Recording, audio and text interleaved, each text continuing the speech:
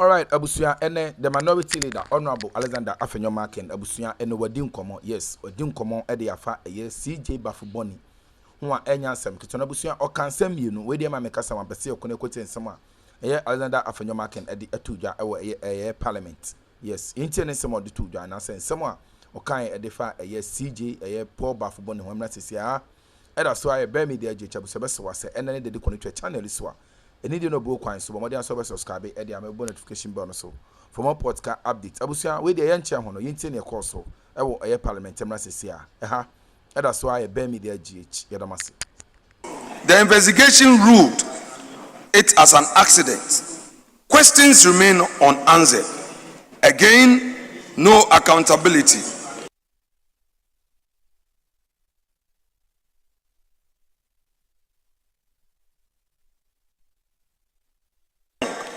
Let me turn to the destruction of their dreams. We in the minority, when our party was in office, handed over an education system that was in the best shape it had ever been, although it was not perfect. What's the result? We're improving year after year. Our free SHS policy by Nana Addo Dankwa Akufo-Addo had opened doors for millions. Our investment in infrastructure, teacher training, and curriculum reforms were bearing fruits. We were building a future, but what has happened in less than a year? Results tell a story that should shame every one of us in this chamber, especially those of our friends in government. 220,000 candidates failed core mathematics. Let that number sink in. More than half of all students who sat for the exam. The worst performance in 7 years. F9 rates have exploded. Pass rates have collapsed. The failure rate has quadrupled compared to last year. Mr. Speaker, these are not just numbers on spreadsheets. These are children who studied late into the night. These are parents who sacrificed to pay for extra classes. These are teachers who did their best with fewer resources and less support. These are 220,000 doors slammed shut, universities deferred, career paths blocked, future dimmed. The so-called apostles of reset promised transformation. What they have delivered is devastation. We left them an education system that was rising. They have driven it into the ground. When our children fail, Ghana fails. When we destroy the ladder that lifts the next generation, we destroy the nation's tomorrow. This government promised a 24-hour economy, 1 job, 3 shifts. Where is it? That promise has been a massive failure, a disappointment, a slap in the face of the youth. Mr. Speaker, Ghana cannot afford to keep its youth idle. The saying is old but true. The devil finds work for idle hands.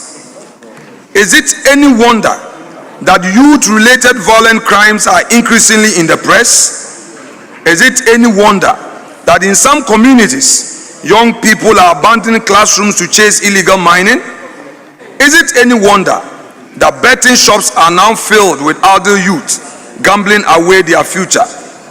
When 1.3 million young people have nothing to do, when youth unemployment reaches 32.5%, when graduates cannot find work and school leavers see no future, that is a national security threat. Mr. Speaker, a political party does not exist merely to win power and reward its big men with ministerial posts.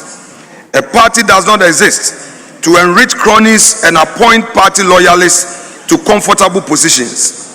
A party exists to govern, and the test of governing is not how many jobs you create for your friends. It is how many jobs you create for the people. The real measure of a government's thinking capacity is whether it can roll out policies that unleash the energies of the youth, policies that turn frustration into productivity, policies that give hope instead of despair. This government has failed that test. It has presided over collapsed education. It has watched youth unemployment soar. It has offered no credible plans for job creation. It has expanded budgetary allocation to the presidency for payment of salaries, while the real sectors of the economy get paltry amounts. This government must wake up. It must understand that its first duty is not to its party apparatus. Its first duty is to the young people of this country. And if it cannot create jobs, if it cannot offer hope, if it cannot give our youth a future, then the question that begs for an answer is, why did it seek the mandate of the good people of Ghana with lofty promises? Mr. Speaker, let me now turn to the attacks on our democracy itself. Manipulation of parliamentary representation. We have seen clear manipulation of parliamentary representation through our courts, and I dare say, on behalf of the minority, that democracy rests on one sacred principle: the people choose their representatives, not judges. No bureaucrats, not political schemers working in the shadows. Yet we have watched a calculated assault on parliamentary representation unfold before our eyes. In Pandai, a single High Court judge sought to annul an election and order a rerun. This House rushed to declare the seat vacant. We urged restraint. We pleaded for patience. We asked that a higher court be heard. We were ignored. It took the Supreme Court on December 16, 2025 to remind this nation that constitutional questions are not administrative footnotes. The court ordered the Electoral Commission to halt all preparations, not because the law was unclear, but because the haste was dangerous. In Suhum, another attempt was stopped by the High Court before it could succeed. But across this country, similar schemes are being hatched, and we, the minority, are aware. Let the record show this minority will fight to protect every mandate the people give our colleagues. We have seen this playbook in other democracies, where courtrooms become backdoors for reshaping parliament. We will not let that happen here. The Constitution demands respect for the people's will, not convenience, not shortcuts, not political games dressed in legal language. And Mr. Speaker, lurking behind these attacks on representation is something even darker. Whispers, quiet conversations, plans being drawn in certain circles for a third-term presidential term. Some speak of creative constitutional interpretation. Others hint at amendment. All of them have forgotten one simple truth: sovereignty belongs to the people, not those who sit in power. And let us be clear as the midday sun. Such schemes will not pass, not on this minority's watch, not while Ghanaians are awake and vigilant. We, the minority, will use every tool the Constitution gives us: debates, motions, court actions, public mobilization, to stop any attempt to extend this government mandate beyond what the law permits.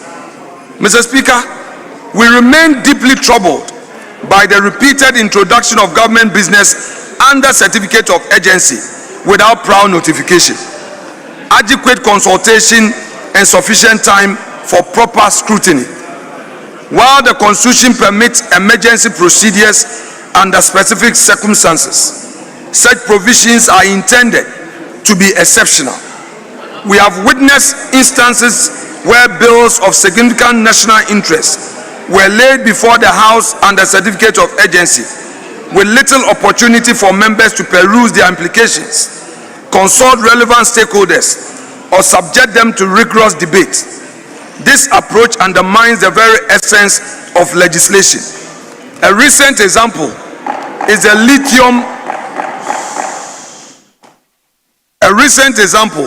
lithium agreement, which had to be withdrawn.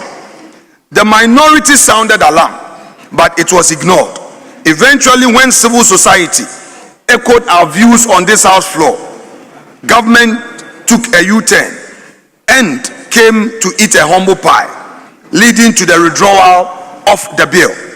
We the minority consider this as a major policy failure, because the agreement had gone to cabinet had approved, and they brought it here. And when we raised the issue, government officials insisted that it was a right agreement. We hereby re-echo our position earlier this week that the Minister of Lands and Natural Resources, Honorable Amakofibua, must resign over this unfortunate situation.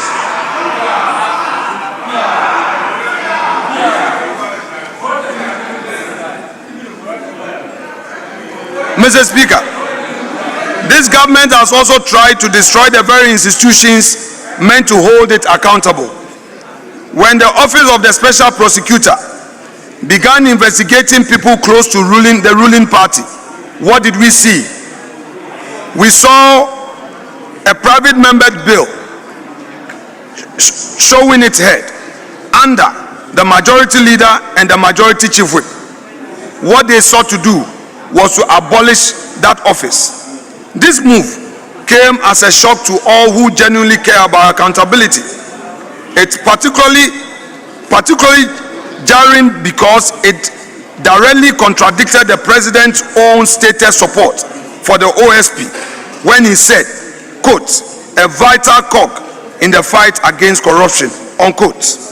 The minority caucus, immediately upon learning of this bill, publicly condemned the attempt to dismantle the OSP.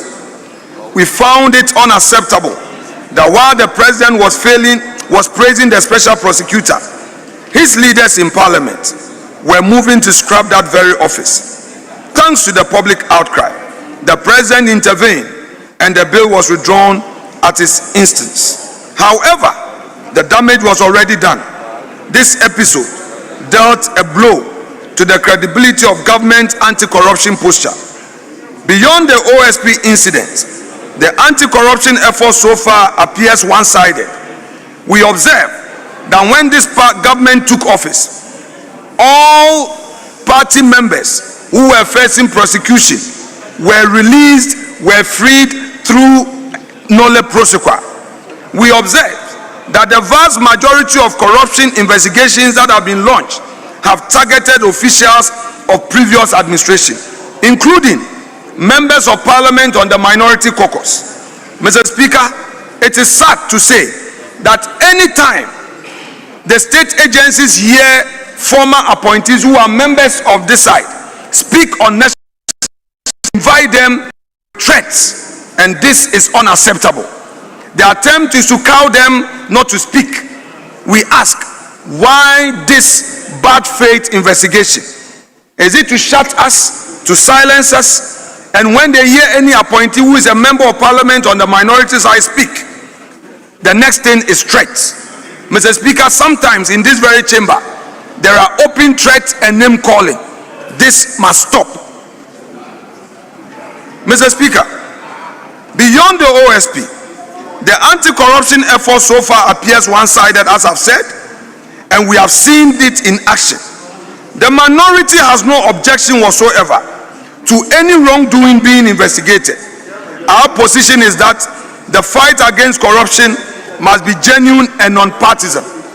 It must not be used to blackmail us. Merely serving your nation in that capacity as a government appointee should not mean that if you are in opposition today, you must not speak. Mr. Speaker, democracy relies heavily on respect for the rule of law. State institutions must act impartially and protect the rights of all citizens.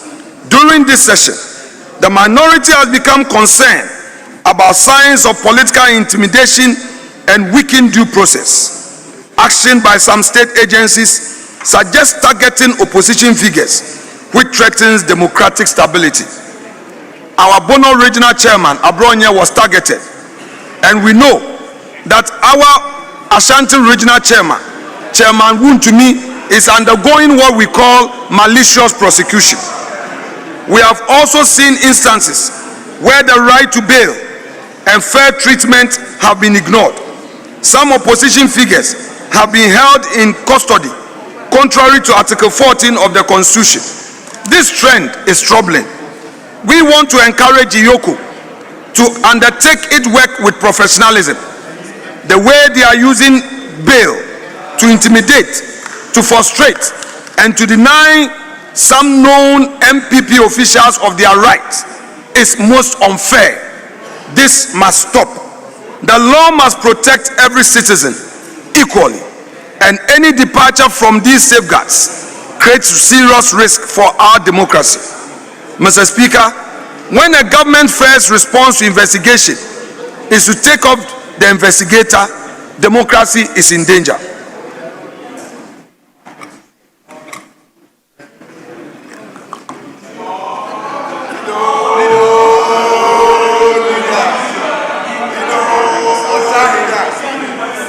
Mr. Speaker, this house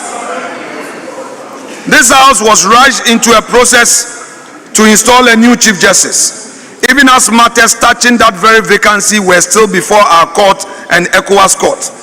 The separation of powers is not a suggestion. It is not an optional. It is the foundation on which our democracy stands. When the political branches behave as though pending court cases are mere formalities to be brushed aside, they shake that foundation. Mr. Speaker, while the government destroys our institutions, it has also crushed ordinary Ghanaians under economic hardship. The cost of living crisis. Mr. Speaker, within a year, we have seen electricity tariffs going up to 27%. Organized labor has signaled that this is unacceptable, and the alarm bells have rung. Families are suffering. Food prices remain high. Transport costs eat into wages. Fuel prices climb while income stands still. Parents struggle to pay fees. Small businesses close their doors. Households cut back on meals. And what does this government do? It indulges in wasteful spending. It launches questionable projects while preaching austerity to everyone else. They are buying a presidential jet, a thing that they themselves criticize. Today, those they have recruited at the presidency has ballooned, and they are spending so much to pay them. Today, they have abandoned agriculture. We have not seen production increase. Today, the private sector is suffering. They took away the policy of 1D1F, no incentive to the private sector. Mr. Speaker, the social contract is breaking when those at the top live in comfort, while at the bottom are told to tighten their belts. At the same time, our mineral wealth is being sold off in shady deals. The lithium agreement, we repeat, is opaque. The terms favor foreign and local investors, while communities get nothing. The details are hidden. The draft mining royalty regulation are being rushed through as subsidiary legislation without transparency, without proper scrutiny, creating loopholes for the well-connected. Mr. Speaker, the Chamber of Mines has sounded an alarm. We urge government to withdraw this regulation and engage in broader stakeholder consultation. Mr. Speaker, our gold, our lithium, our future being redesigned through the back door while Ghanaians are kept in the dark is most unfortunate and unacceptable. Mr. Speaker, let me turn my attention to foreign policy. It is our view that this government has also tarnished Ghana's hard-won reputation on the world stage.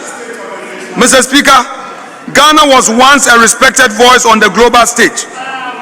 Akroma showed us how. We were principled and strategic. Today, that careful statecraft has been replaced by impulsiveness. There is what we call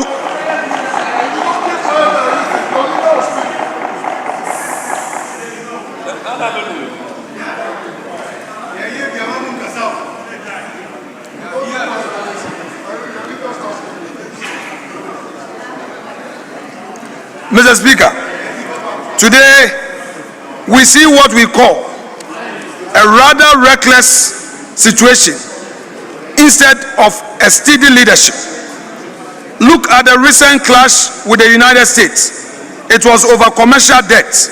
It ended with defiant statement, quote, "We owe you nothing," unquote.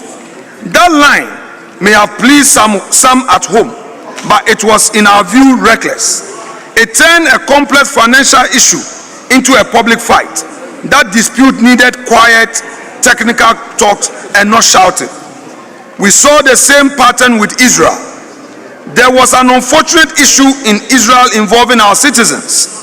Instead of calm fact-finding and private diplomacy, we chose a loud public confrontation.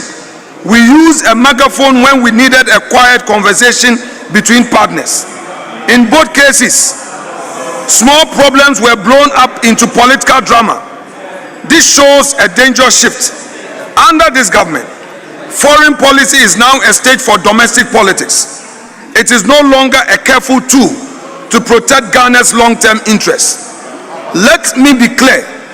We fully support a foreign policy that asserts Ghana's interests, and we fully support a decision to protect our citizens, and we fully support a decision to lawfully protect every Ghanaian everywhere.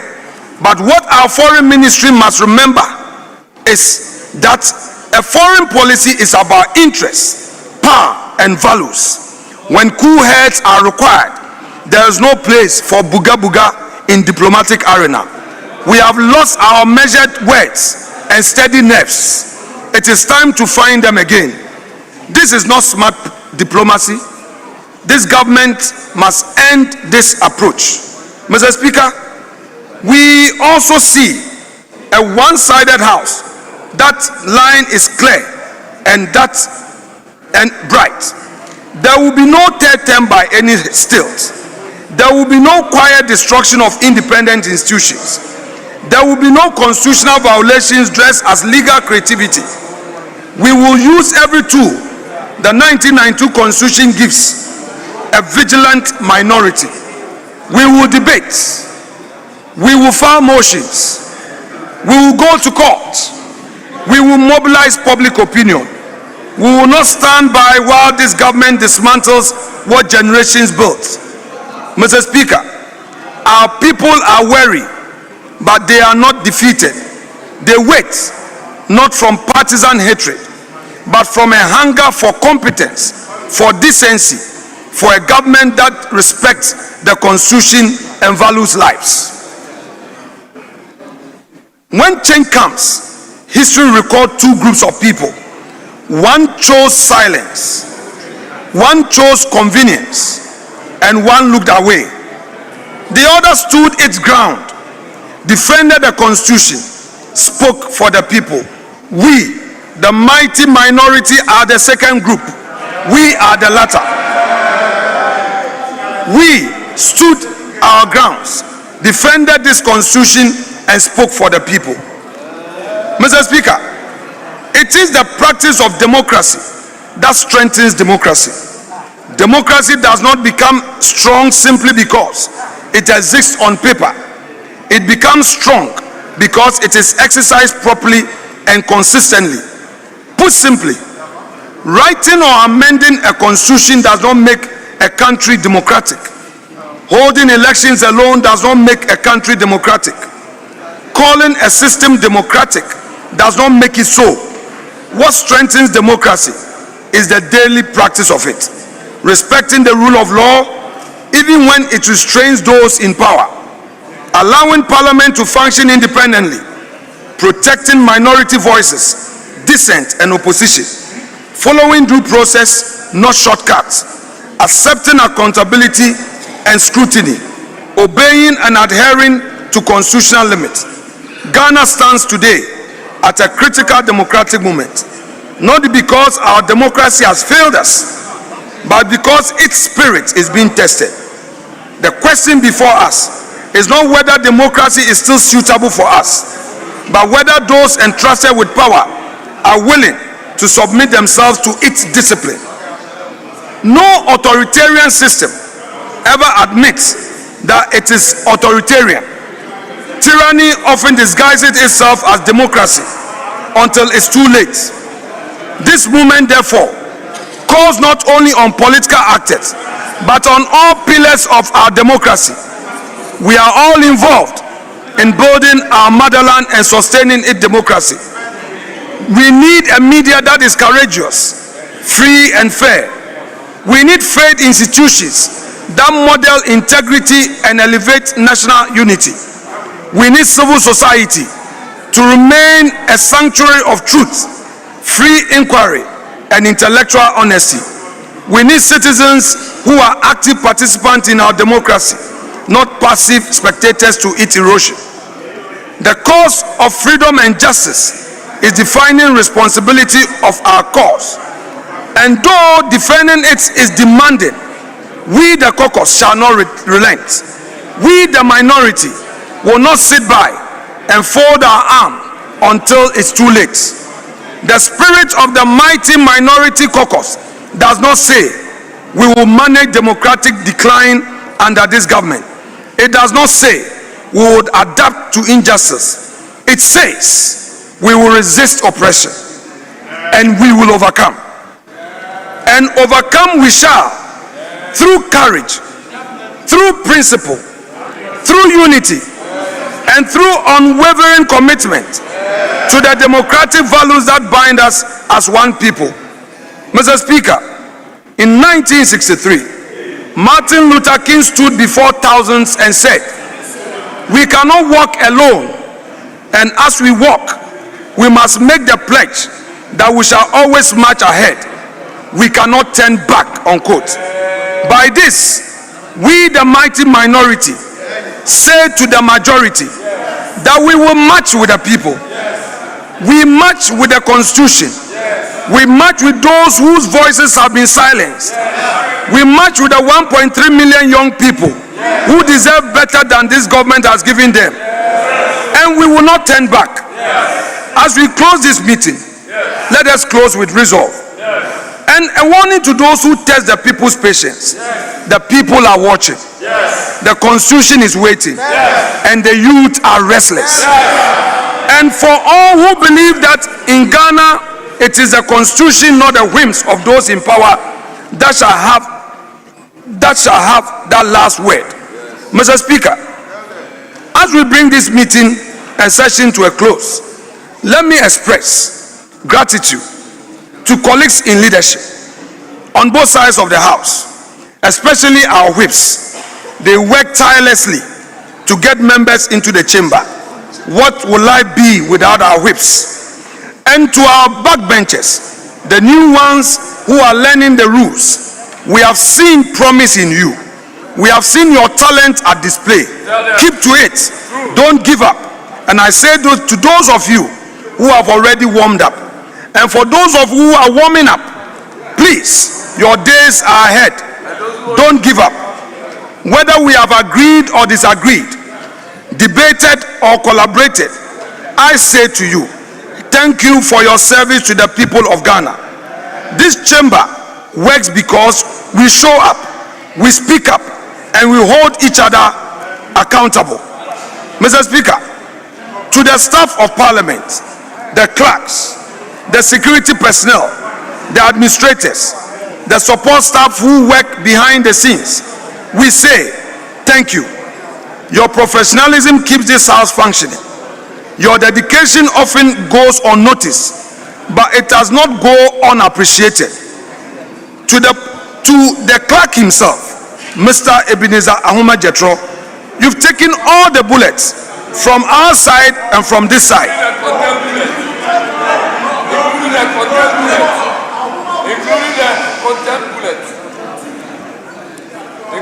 It is okay to say you have held this chamber together. God bless you and your team for your effort. To the members of the press, the reporters, the cameramen,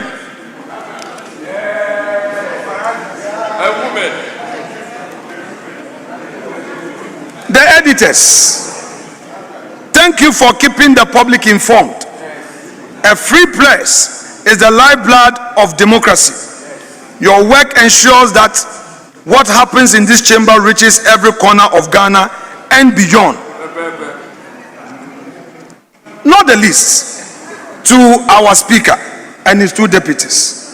Mr. Speaker, from our hearts, we say thank you.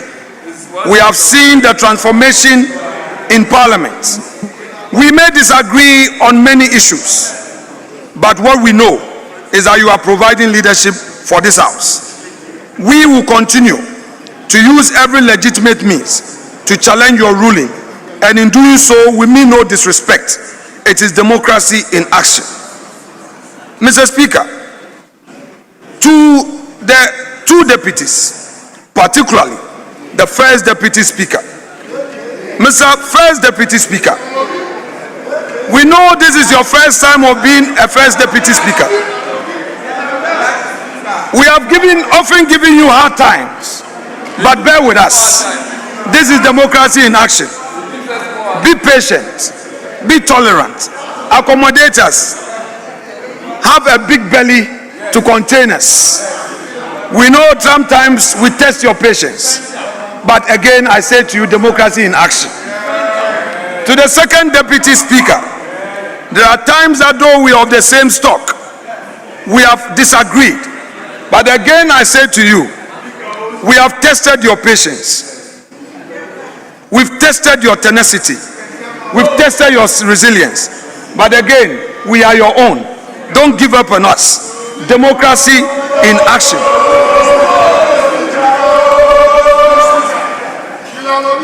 Mr. Speaker,